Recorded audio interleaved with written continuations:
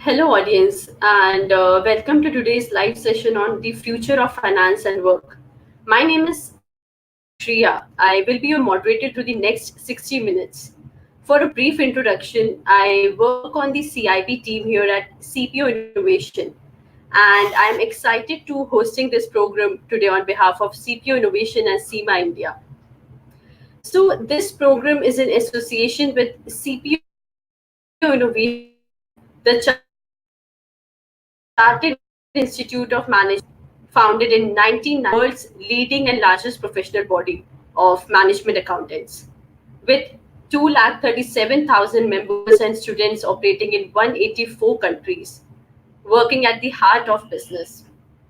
SEMA India works closely with employers and sponsors, leading edge, constantly updating its qualification, professional experience requirements, and continuing professional development to ensure it remains with the employer's choice when recruiting financially trained business leaders. So, now this webcast will walk you through how the global workspace is evolving, how the finance domain is not just keeping pace with the developments but is proactively emerging and and all the recent advancements in fintech with topics like blockchain, data analytics, artificial intelligence have started to change the future finance for good. So, audience, this webcast is a pre-conference live session for the CFO Story Forum, which is the forum is geared to talk about the tech innovation in finance and stories beyond numbers. So this CFO Story Forum is on December 9th in Mumbai, and it is a gathering of 120 plus chiefs of finance and external finance experts who will be gathered under one roof. So I'm pleased to introduce today's speaker, Mr. Bhaskar Ranjan Das.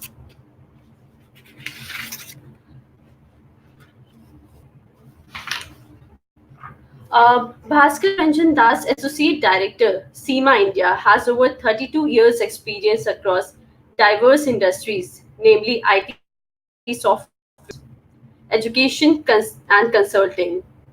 He has experience in both large enterprises as well as startups and evangelizing new models in outsourcing, e learning, corporate universities, and project optimization. He has also authored a case study on asynchronous executive learning, which was published in Deloitte's publication, which is Next Learning Unwrapped. Bhaskar is a BE in Electrical Engineering from Jadavpur University, Calcutta, and an MBA from the University of Melbourne.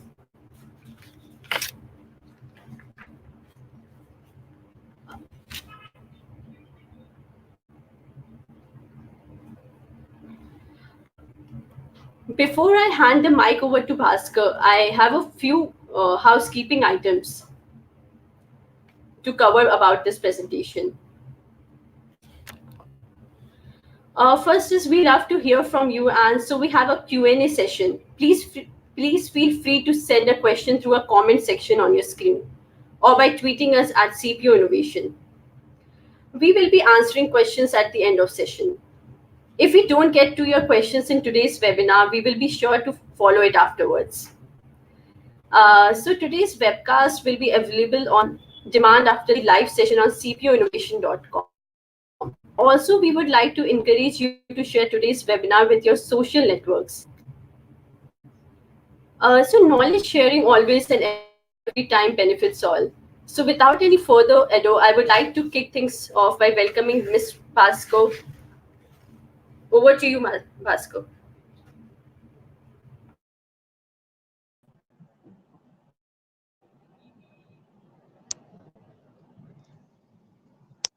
Thank you, Shreya.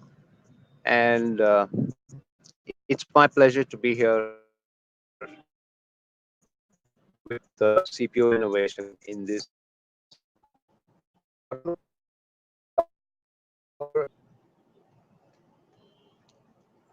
material that many of you are already aware. or you know, or you're experiencing it. And it's what what we are going to share with you today is based on our research. This research has been carried out by two organizations, AICPA and SEMA, with over 5,000 senior and mid-level finance and accounting professionals from around the world, from 1,500 companies,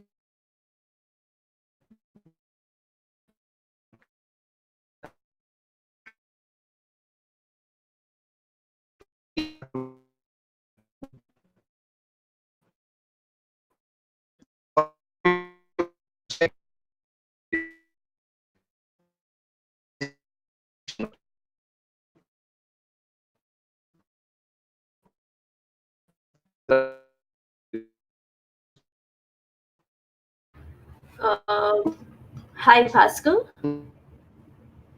Yes, Shreya. I'm sorry, but we cannot hear you. You can't hear me? Yes. Yes, now I can. You can hear me? Yes. Uh, should I start again? Yeah. Yes, you can.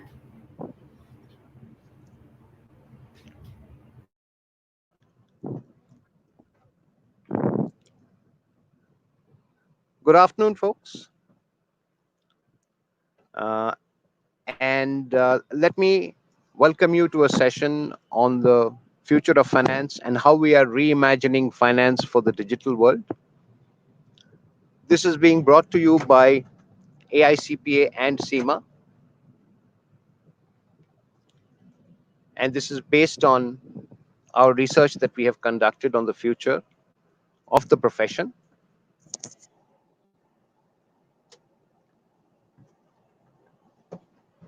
What you will see today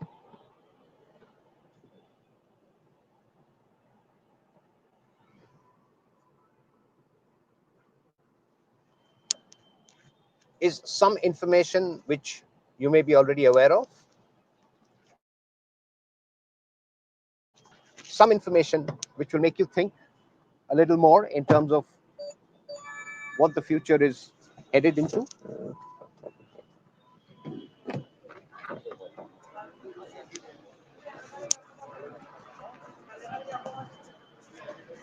So please bear with me for a bit. I'm just entering a quiet spot so we can do this.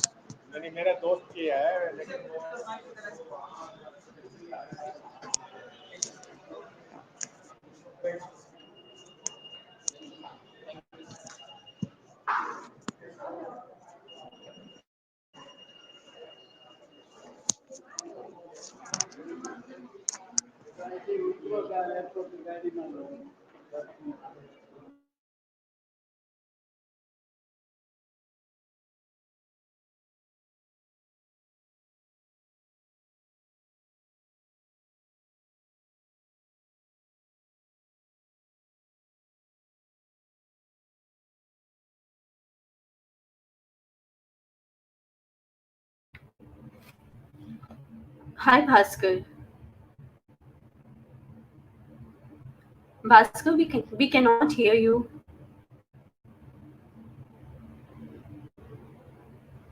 Give me a minute, Shreya. Okay, okay.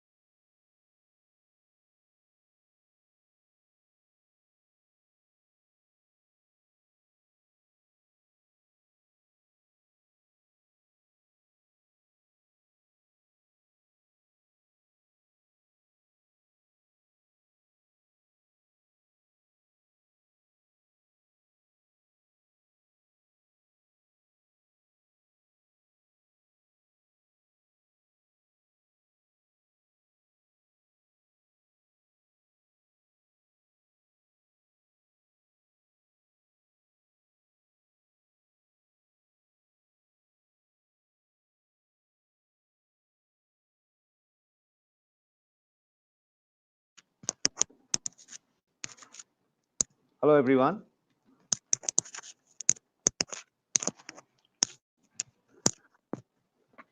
Hello, everyone. Can you hear me? Yes, Bhaskar, I can hear you. All right. So, what I will do is talk to you today a little bit about how we are seeing and reimagining the finance profession and the accounting profession. And this is something that many of you will know in varying degrees. The future of finance, we say, is not really in the future. Some of it is already here. And what we'd like to do is take you through a few slides that you're familiar with and some which you may come across as new, and talk to you through what we are seeing, see if some of this resonates with you, and then we can take a deeper dive on the ninth session in Mumbai, where we talk about what next and what are the skills and competencies which are required for professionals on this journey. Shreya, are you sharing the presentation? Yes, Bhaskar, just. All right.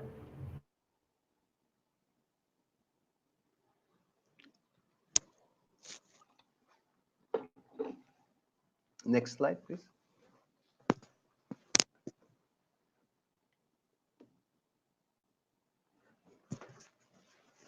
Yes, so we live in this age of disruption, and I think this is nothing new for any of us.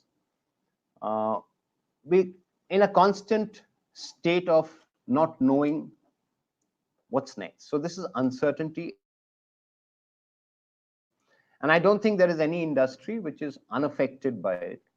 And given the state of uncertainty, how do we, as finance and accounting professionals, how do we manage to stay? This is the biggest challenge that we see in front of us. So uncertainty is there in everything that we do and with everyone that we come across. And it's nothing new. It's just that the rate of uncertainty has gone up suddenly. If you see look at the next slide, Shreya, please, could you switch to the next one? We know that organizations are operating in this uncertainty, but are we managing it any differently than what it is? We are still managing our organizations, our functions, and our roles the way we used to manage it yesterday. And I'm not surprised because we would need to manage things differently in the face of chaos. And I'm sure we all agree. If today we live in one environment and tomorrow it's different, it's about adapting to that change. Unfortunately, the accounting profession has not been on the edge or control of that change. There are professions like technology or banking or some of the others that we know of, which have been at pace with managing things differently simply because it's part of their DNA. But unfortunately, accounting has not changed very much. And finance has changed slightly over the last few years or decades, but it's not been a sea change. So, what do finance and accounting professionals need to do now to stay abreast of this? And I'll give you a few examples. Next slide, please.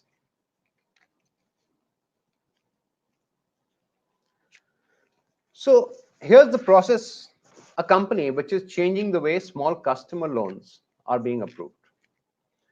Approval is being done now in under 3 minutes without human intervention.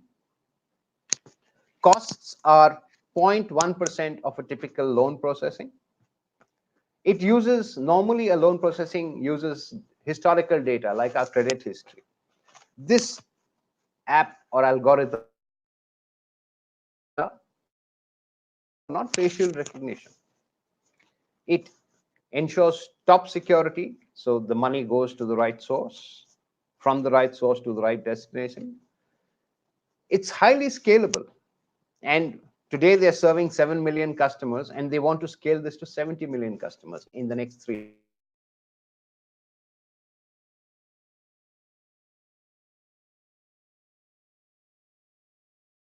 is less than.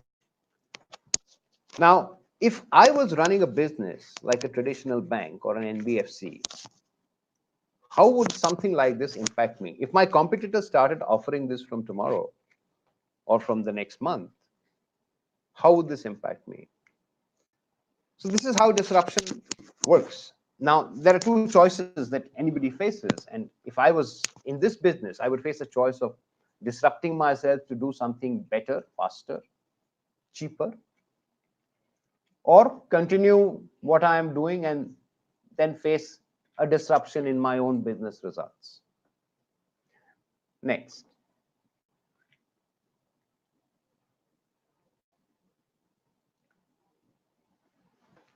Now, this is something which we attribute mainly to millennials, but I don't think today you and I are immune to this as well. I think this is what anybody would want from a payment system.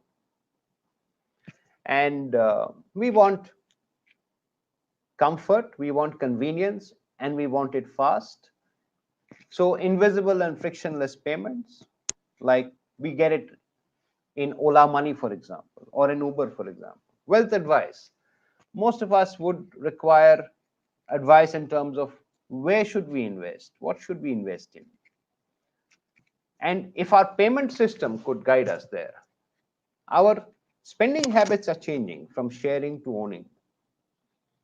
And we are evaluating, I mean, from owning to sharing. What we used to own yesterday is not what we wish to own today. And our next generation definitely does not. Look at the case of automobiles. I have two millennials at home and who don't want to own an automobile anymore. Neither do they want to invest in a house. They're saying, I ask them, what do you want to do? And they say, I want to see the world. I want to experience. I don't want to own assets. Cherry picking. We want the best deal for every category, whether it's a shopping I'm doing, whether it's investing I'm doing. So that gives customer loyalty a whole new definition. No longer can we say that this customer is going to be loyal to my brand for the rest of his purchasing life. So that's something which redefines loyalty. And then, of course, everything has to be mobile and has to be available on my phone. We want security. We want to be assured that there is no diversion of my funds. There is no breach of my privacy. And of course, 24/7, I want to order something in the middle of the night or 2 in the morning, I should be able to get it. So this is how traditional businesses are getting impacted. How many of us wanted to be in the space that Paytm was when demonetization happened? So I think the answers to these questions are, I mean, unknown for everyone. So we need this to be there. And we need to better this before we get impacted. So the next slide, please.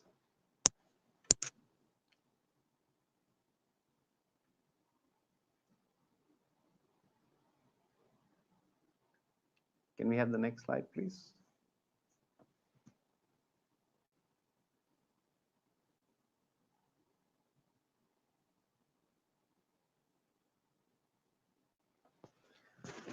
Take a look at this. If the CEO of Apple says that a 4-year degree is not necessary for coding anymore, what does this mean? How does this impact our STEM graduates, our engineering graduates, our technical graduates?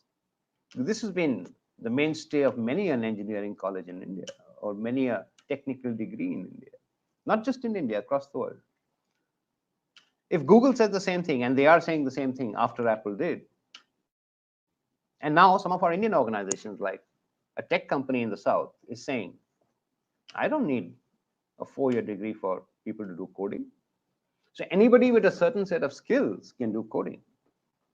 And that's exactly what's happening. Now, how are educational institutions reacting to this or responding to this? They're saying, I don't need engineering at all to do coding. I need to ensure that my students or my learners get the skills, and they get the skills from learning something like a program or something like an app or something like a message, which they can use for developing code. And you don't need to be a programmer anymore to develop code. And for those of you who know that the latest program, when I was learning coding, it was very different. You had to know a particular language. Today, you don't really need to know a language. Most of it is object driven, which means you can plug and play, select what you need, and your code is generated for you. And that's what makes this whole convergence thing even more interesting and therefore more challenging as well. Next slide. So we were talking about this shift from product to service and now from service to experience. And the user shift from ownership to access. And ownership to access is not just for assets.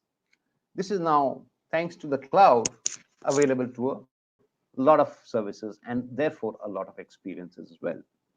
But it also gives you the challenge that if the experience is not right for the end user, is that you will lose your customers faster than you gain them. So that's the risk that we have in this age of experience and in this age of lightning fast customer feedback. So one small incident in an airline in the US, one treatment, I would say mistreatment or ill treatment of a customer, a client, a flyer on board a plane. The next day, the market cap of that company had come down because of that experience, which was caught live on a mobile phone and then sent across the world. It became viral. $1 billion was the impact the next day in market cap for that company. So this is the impact you can create. Likewise, you can convert a challenge into an opportunity. So Apple, when they were launching the iPhone, they didn't get it right the first time, the second time, or the third time. So they invited ideas from Apple users, and that's how they fixed the iPhone. They got 100,000 ideas when they launched that.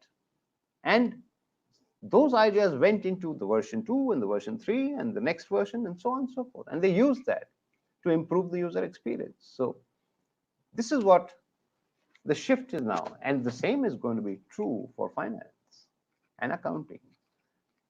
Let's take the audit function. I think for years, the audit function has not changed. People are still talking about, okay, how are you doing your audit? 25 transactions, 25 samples, right? That's what we had, 25 samples. Now, in the case of companies automating these transactions, you can go through the whole thing.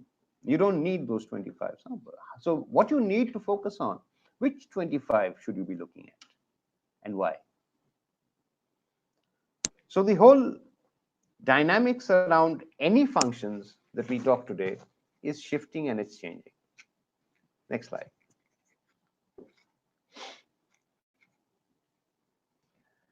And more so because of this particular demographic mix that you see. So we have 5 generations of workers in the field, in the workplace. We have now 5 generations of customers in the marketplace.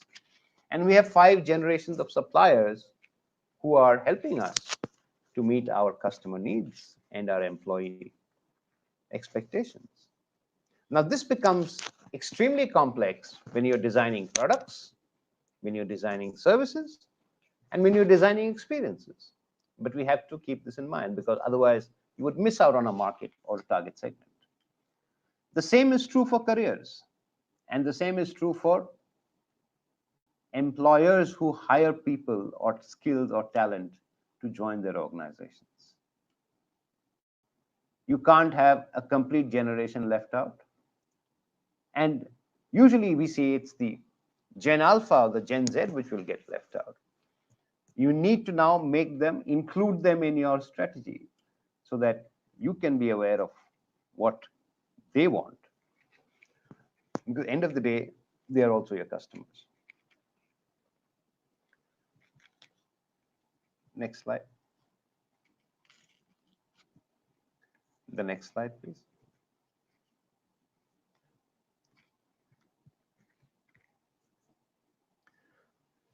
So we know over the years that technology has always disrupted us. And we've seen this in many ways. When the mobile phone happened, it's disrupted many an industry in India. There was a whole ecosystem around STD booths. And those of you who know that you had to queue up in front of an STD booth to make that phone call from Delhi to Mumbai or from your hometown to your native place, uh, to speak to a relative or a friend in the middle of the night because you got some better rates at that time. So that upended a whole business which was around public call offices, PCOs as we call them, and STD booths. Now nobody gets to use them, not much anyways. So here is a snapshot of an US automobile manufacturing plant, not too far back, 10 years ago. The next slide, please. Here is a snapshot of that same plant today. And if you look closely at that picture, you will see that there are one or two people in this slide, in this picture.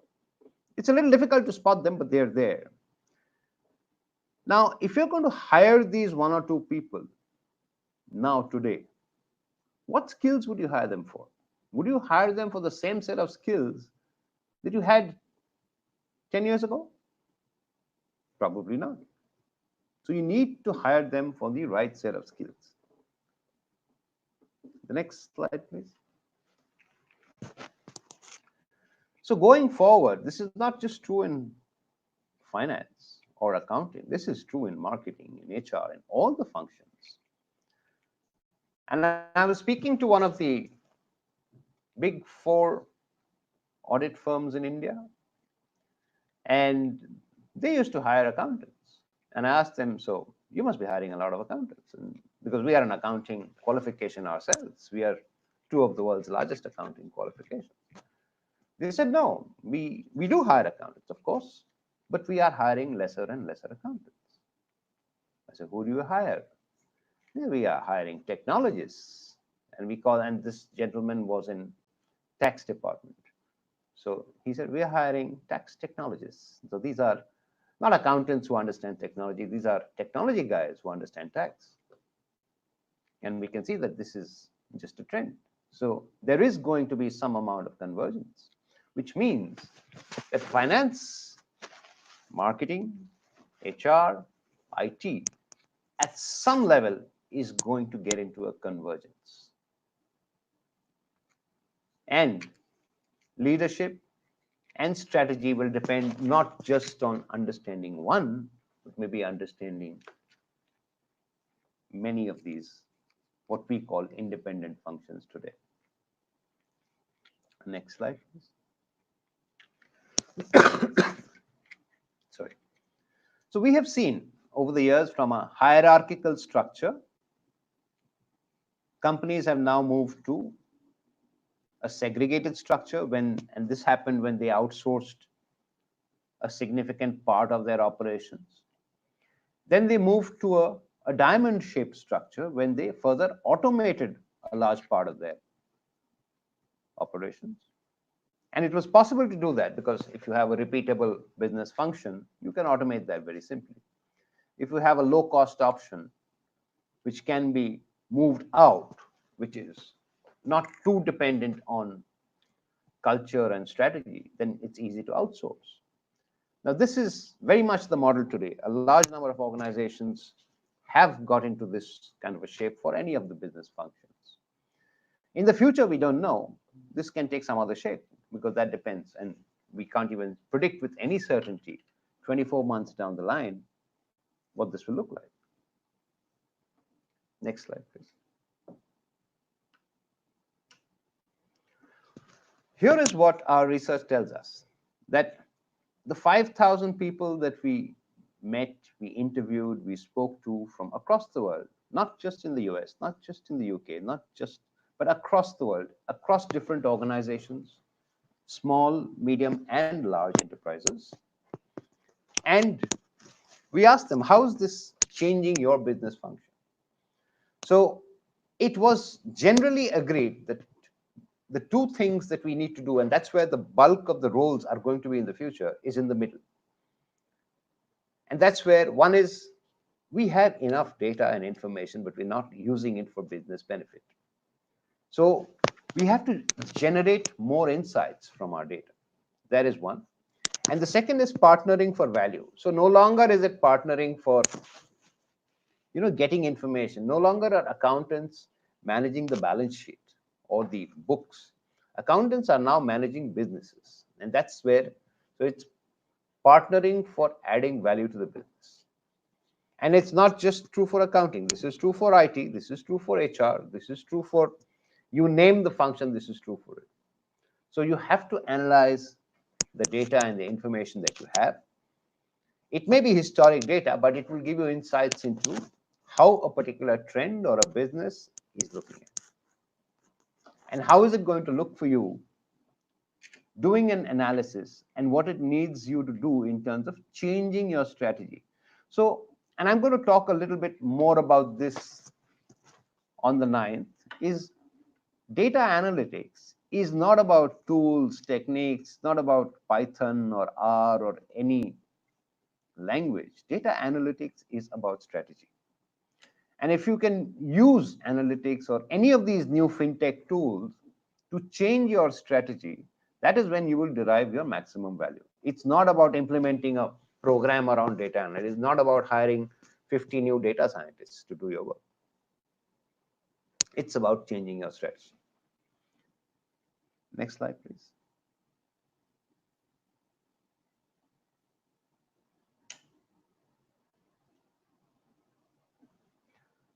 Can I have the next slide, please? And the next one.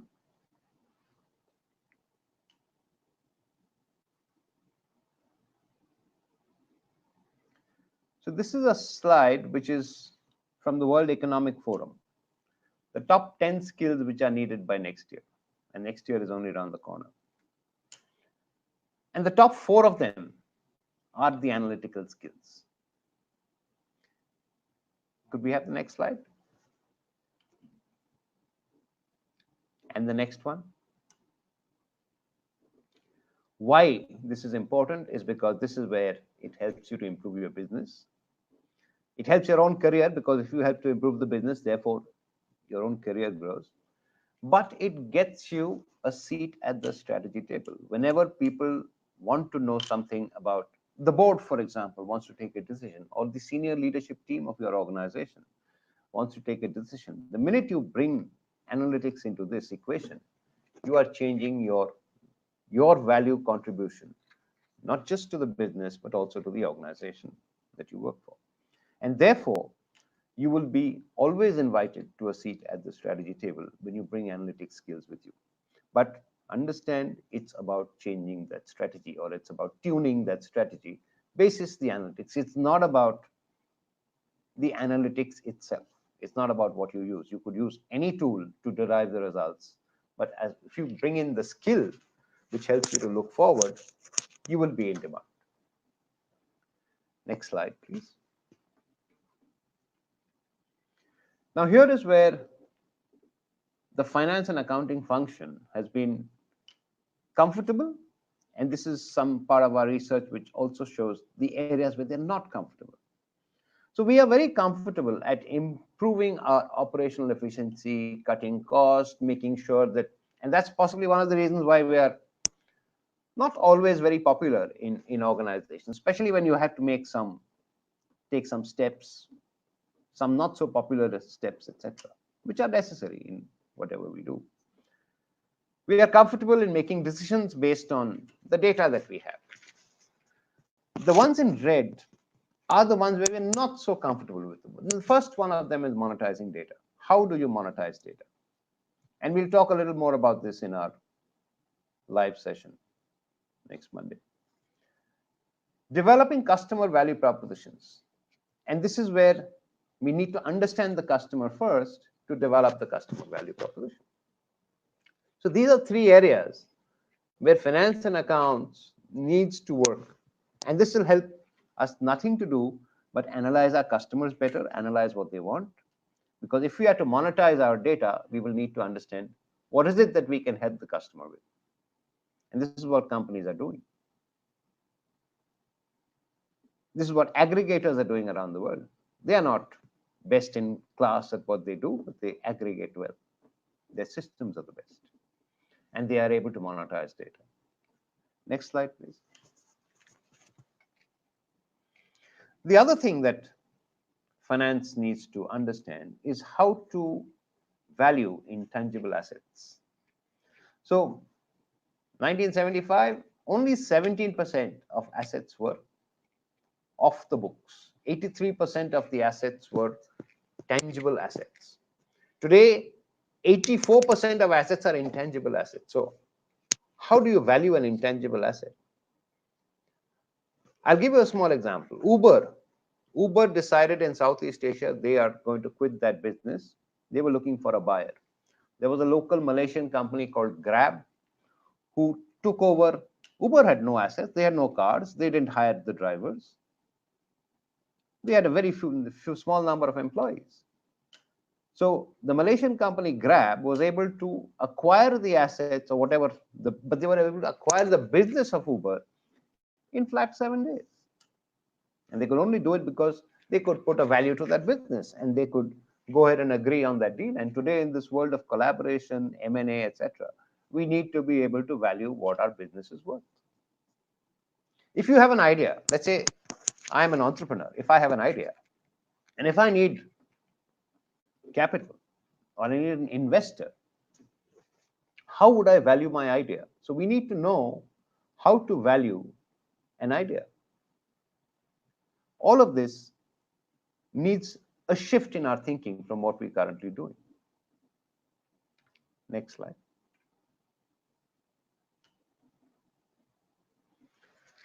Now, this is the biggest challenge that any finance and accounting professional will face.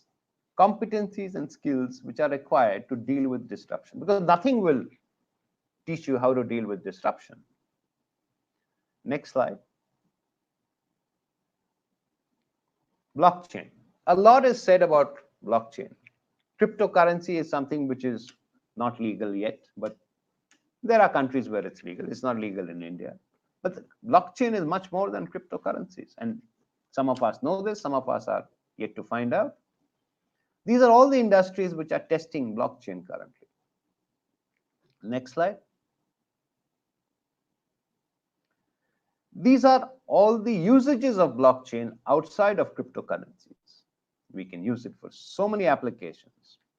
So if I, as an accounting professional, could establish trust between a transaction, how would it change anything that I do, right? From my customer experience to my transaction processing to my security. This is the question that we need to ask ourselves, that if we were to establish trust, if trust is given, how does it change my business? And then what do I need to concentrate on? Very, very important in the field of education, banking, anything to do with identity management, patents, sourcing, supply chain, etc., etc. I mean, we could go on and on. Next slide. Just a small example. Both are from banking. This is the first one. 7 banks have joined this blockchain platform started by JP Morgan in India. Next slide. ICICI Bank has onboarded more than 250 corporates in their trade finance app. So 6 months ago, 7 months ago, when I was talking to one of the biggest IT companies in India and in the world, they were saying, yeah, companies are just toying with blockchain. They're exploring, they're asking for proposals, etc. Today, I met the same person, and she's saying more than 120 companies have already started pilots, and they are pushing us to deliver. So companies are not willing to be left out as well, because they know it may be a little expensive to get into. The learning curve is steep because there aren't enough resources available for us right now. but you're not willing to be left out, because if you're left out in this, it could be very, very costly for your business.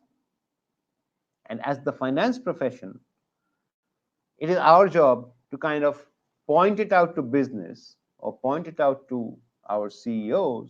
Look, here is an opportunity, and here are the threats. To be a part of this or to look at it later.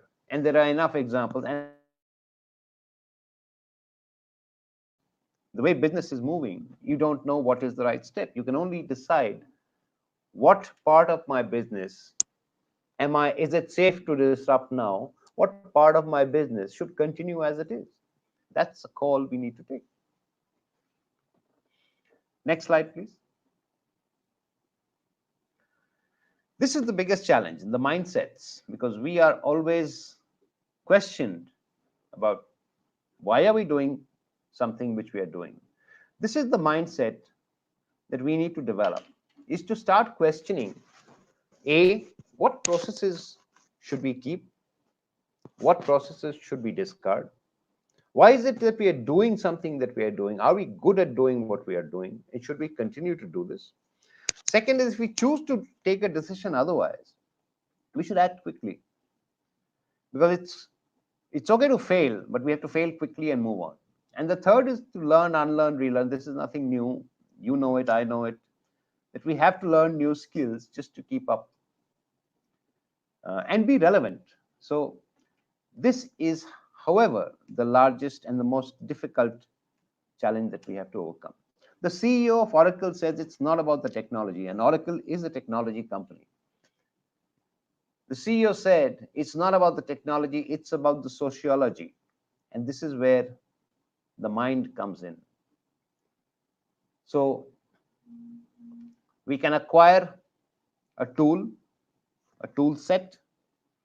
We can build or learn a new skill, which is the skill set, but we have to change or adapt our mindset. And this is as important, if not more important, than the other two. Next slide, please. What are we seeing going forward? We are seeing that careers will be matched with the skills that we have. So, and skills, how will skills be certified? Skills will be certified by digital badges. So digital badges are digital certifications that go along with your social media profile, your own profile, on any of the digital platforms that we have. People will hire us for multiple skills, for multiple badges that we hold. They may hire us for more than one skill. Employers will look at skill matching, and we will now need to acquire multiple skills to be relevant for multiple employers. So we may end up working for multiple employers and across multiple geographies and time zones. And this is already happening today. So I have enough examples to give you from companies in India where this has happened. And I will share some of them with you and how does this work in the new economy. Next slide, please.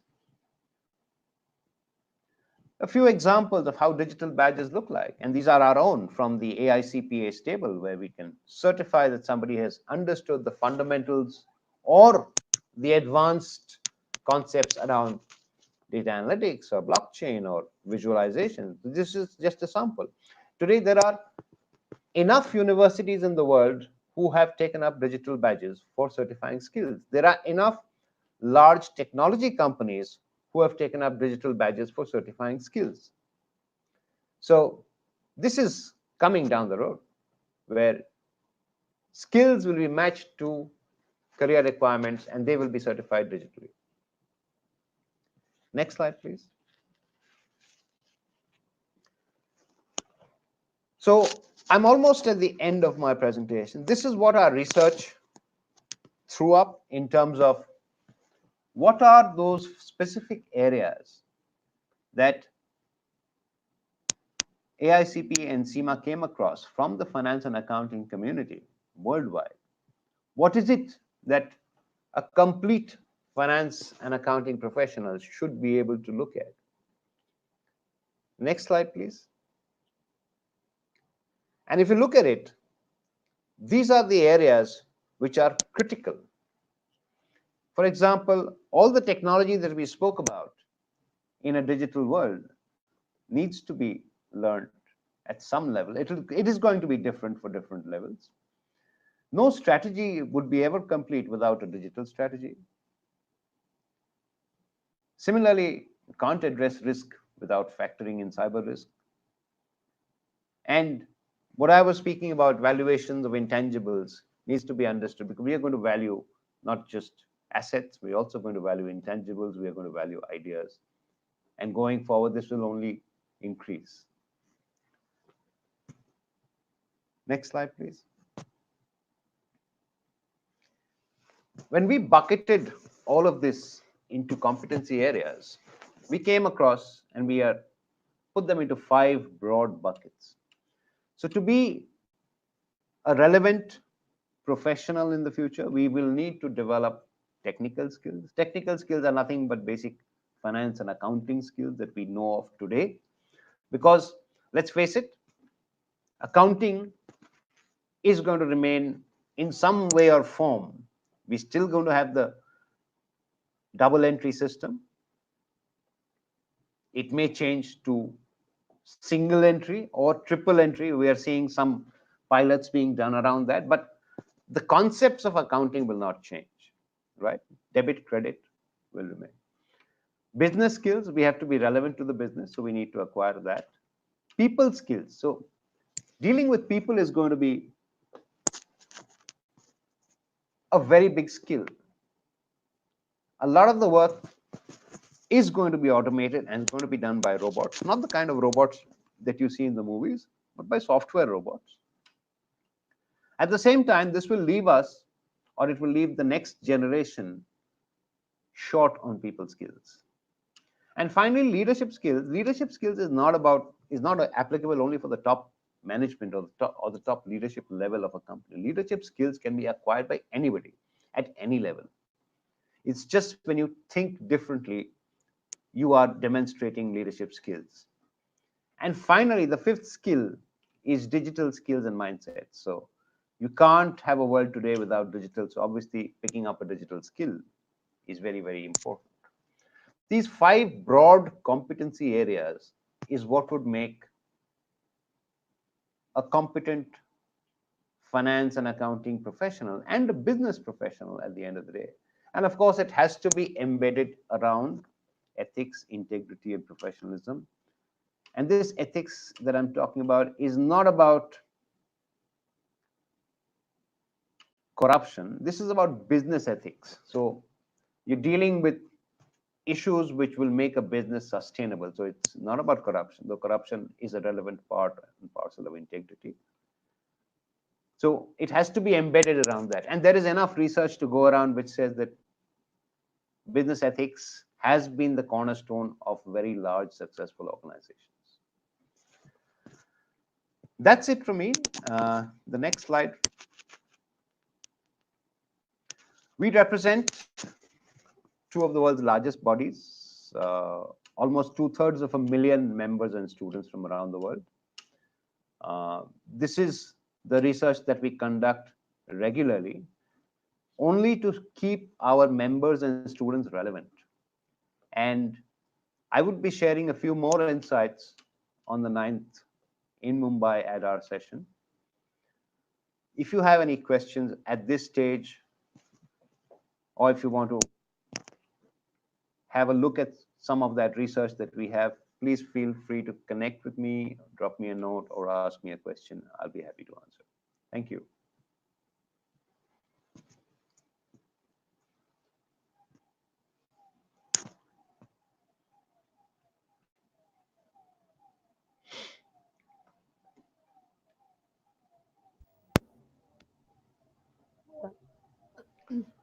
Thank you, Mr. Bhaskar, for this insightful presentation.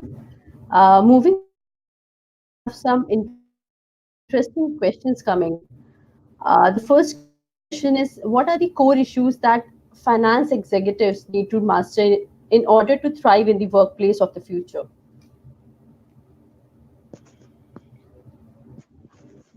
The biggest issue is to deal with the change.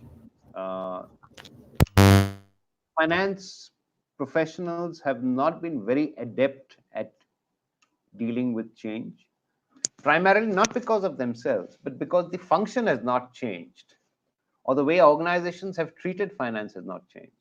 So it's a mindset that we need to develop, and that's the first thing and the most critical thing in this journey. You can adopt a technology, you can adopt a skill. Um, are you able to change your mindset to look at things differently from the way we've been looking at it is the biggest challenge.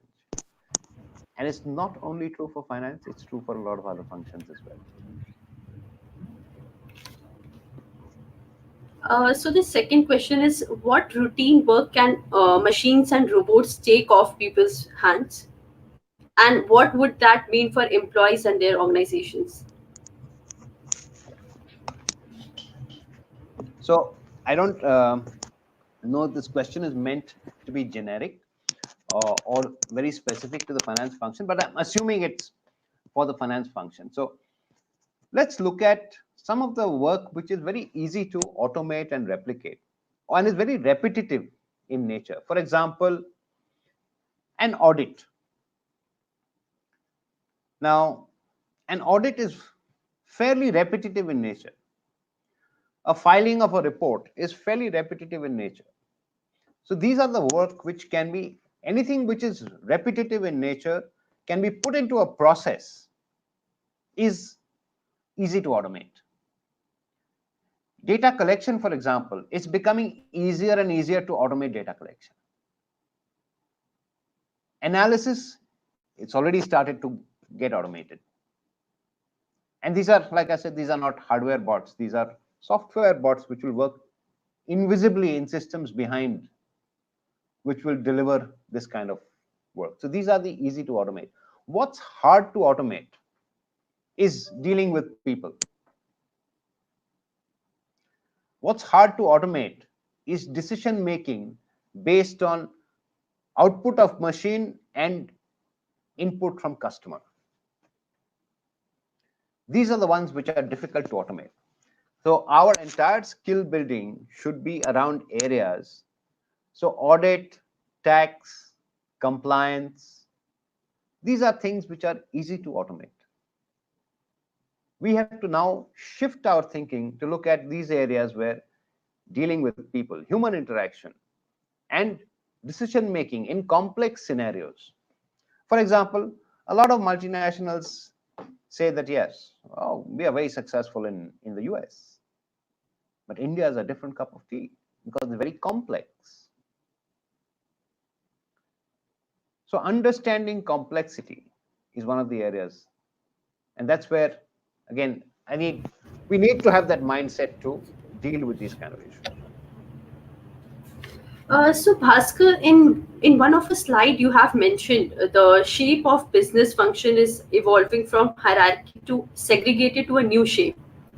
So can we be more precise here and say it will take the form of a dashboards and platforms take over everything, cutting jobs? There are no cutting jobs, so we look at it as an opportunity. Cutting jobs only happens as a short-term temporary measure. uh, Human beings can be retrained. That's one of the biggest advantages of being people, is that we can retrain our workforce. So what happens when computers came in? Did we lose a lot of jobs? No. What happens when Excel came in as spreadsheets, for example? Did we lose a lot of accounting people? No. So everywhere we had to move the skill set to shift the job role or the job profile. So the role of the accountant will be different, the role of the person will be different from what they are doing today. This does not mean that we will end up losing our jobs. It means we have to either get a new skill so that we stay relevant.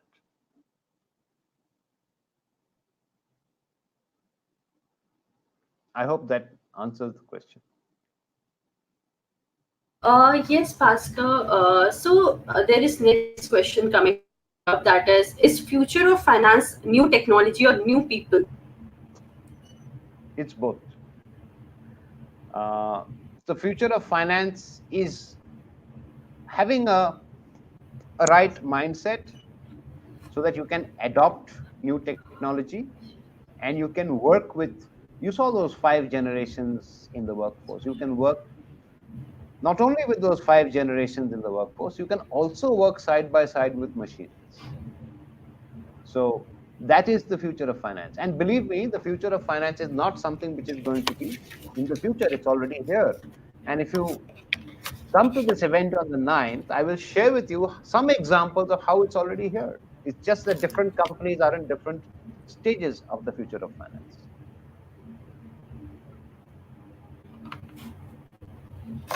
So, Bhaskar, it looks like we have covered all our questions. And is there anything else you wanted to cover before a wrap up? Or I'm good. if you could like to please tell us more about your talk on December 9th at CFO Story Forum. So it's going to be more of examples. Today, I could not share, or the time did not permit me to share a lot of the examples in real life. So I'm going to use that session. This is today like the mood opener to kind of gives you what our talk is going to be on. On the 9th, I would like to bring in real life examples gives you a choice in terms of what's happening. It just opens some eyes to see what we can adapt, what is relevant for us and what is not. So I hope it'll be interesting. I hope you found this session interesting. Please share your feedback. If you have examples to share with me, please feel free. It'll only add to our research. And we would be happy to acknowledge you.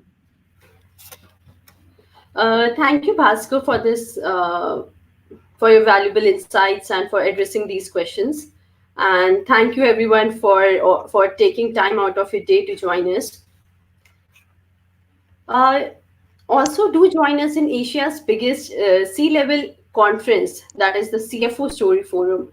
It's a gathering of 120 plus cross-industry finance experts on December 9th in Mumbai. And so this CFO Story Forum is our flagship program created and designed exclusively for CFOs and the distinguished upper tier of finance in the country, and brings along an annual unique opportunity for our senior audience to network, collaborate, and also solve the most pertinent business challenges facing the finance function in the country. In order to sustain in 2019 towards a stronger 2020 and beyond. We hope to see you all in the next one and await to host you at the CFO Story Forum. Thank you and have a great day ahead.